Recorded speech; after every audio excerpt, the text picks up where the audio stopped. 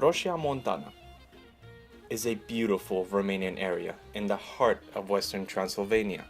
Its unique and lively natural environment has been a lifelong heritage for its people and Romanians as a whole.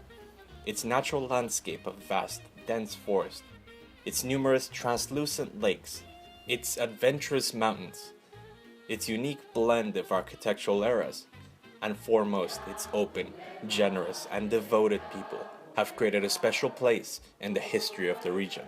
However, the area has its problems. A major part of the population is jobless and/or has emigrated. The degradation has taken its toll on the beautiful architecture of its homes.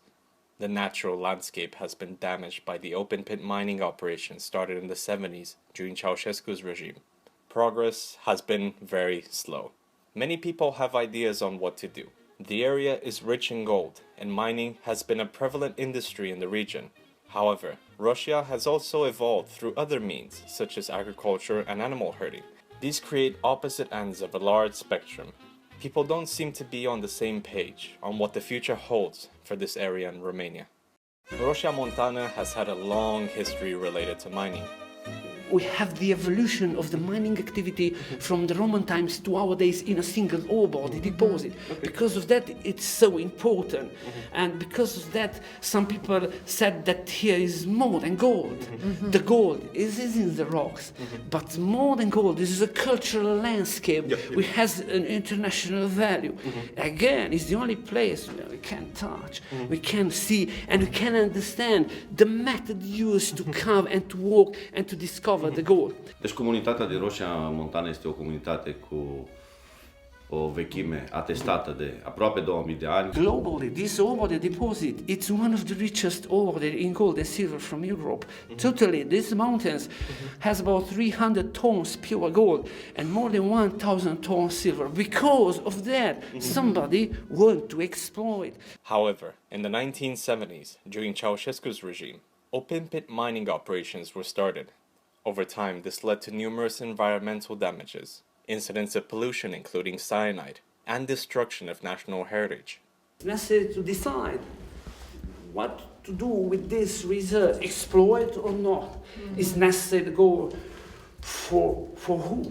For our country, for private company, for an association. The national mining operations ended in 2006. Gabriel Resources, a Canadian company, entered the market with a proposal to restart the open-pit mining on a much larger scale, 10 times the size of its predecessor. People were starting to get alarmed, as the reporter states. Proiectul companiei prevedea distrugerea a 2 munți, relocarea peste 2000 de locuitori și construirea unui uriaș lac de decantare. Gabriel Resources a cheltuit până acum peste 400 de milioane de euro, fără ca măcar să înceapă exploatarea. This news led to nationwide and eventually global protests to stop Gabriel Resources from exploiting the area on allegations of possible vast cyanide pollution. Gabriel Resources took it to another level by purchasing 80% of the houses in Rosia Montana, leaving many in the hands of degradation and a message to the community.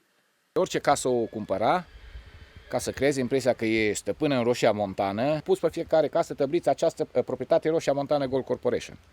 E, atunci am venit și noi cu contra-măsură și am pus toate tablele, această proprietate de vânzare, știi? Și a avut un efect bun, major, știi? This leads us to recent events, where Rosia Montana was classified as a Class A National Heritage Site, protecting a 2-kilometer radius around the mountain from exploitation. Also, am ajuns astfel la înscrierea peisajului cultural minier Rosia Montana în lista indicativă a României pentru Patrimoniul Mondial al Umanității la UNESCO. even though the area has reached these milestones, it has just started its most important journey, the process of finding and creating a sustainable future for the people of the area is in its vital stages, and there are many different paths it could take.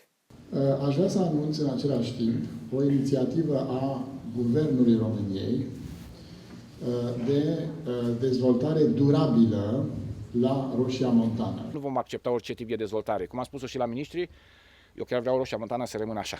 Un model de tradiție.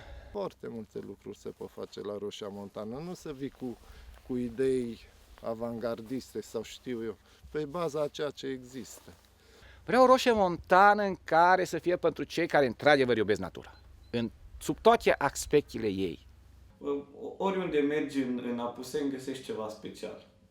Deci eu cred că turismul ar fi o soluție.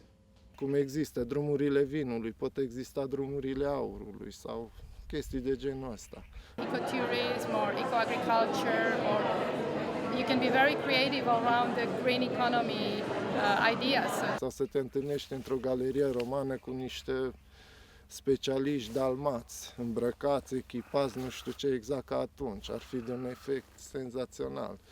Ar fi nevoie de oameni capabili care să ne spună alb pe negru de ce avem nevoie, ce trebuie să facem, ce proiecte putem face. A place where the locals can manage their own local small business. Sunt 50 de doamne din comuna Rosia Montana care tricotează și croșetează produse din lână lucrate manual. Aduce un venit suplimentar în cele 50 de familii și mai târziu, bineînțeles, să fie un venit chiar stabil. Ea va fi cu adevărat salvată atunci când oamenii vor avea un nivel de trai decent. Și-a dorit întotdeauna să aibă un loc de muncă și, bineînțeles, acel loc de muncă să fie la exploatarea minieră, care au făcut-o din mostrămoși.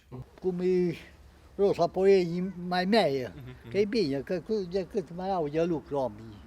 Only with open pit, small, big, depending of the costs, can be in economical condition exploited. Mai mult, dacă nu găsești o alternativă să creezi niște locuri de muncă la oamenii din Rosia Montană, se va ajunge ca Rosia Montană să rămână cu patrimoniu, dar să nu mai aibă locuitori. Noi avem ce ne trebuie. Le trebuie la tânări de lucru. No. Educate the young generation and bring healthy values to the community. Prin educație și pe termen lung putem într-adevăr să reconstruim viitorul acestei localități. Cu armonie și cu o atmosferă extraordinar de frumoasă, cu oameni care se înțeleg. At the end of the day, they have to have ownership of their future and what they want to happen there. There are processes nowadays that allow us to listen to and understand each other's position. These put into evidence the fact that people have more shared visions that they could realize on their own.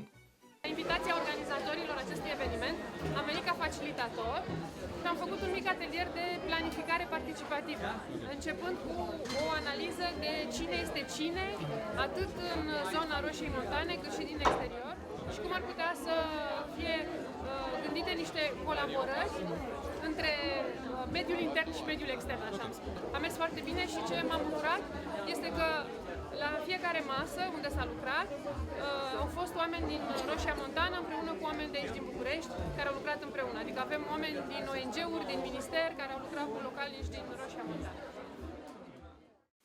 What is amazing is that in an area that has been so divided, there are common vision in all these different mindsets. There is also another point of view, that the area has always had a traditional diversity of thought. Mihail Grita was a miner back in the 1800s. He found a lot of gold. He made a promise to do something big for the community if he's gonna find the gold. So he built the 7 churches and the 7 schools within Roșia Montana. Maybe there is a straightforward way onward. Maybe there isn't. Just like Mihail Grita believed in the importance of diversity of opinion through his actions, maybe there will be other points of view in the future. However, there is a process that could work out for the better of the region, and that is the most important stage in the future of Roșia Montana. Moții mei și apusenii, frații mei și toți sătenii, stau și-și apără pământul și dreptatea și cuvântul. Noi credem în Dumnezeu, n-am făcut la nimeni rău, dar avem un jurământ să apărăm acest pământ.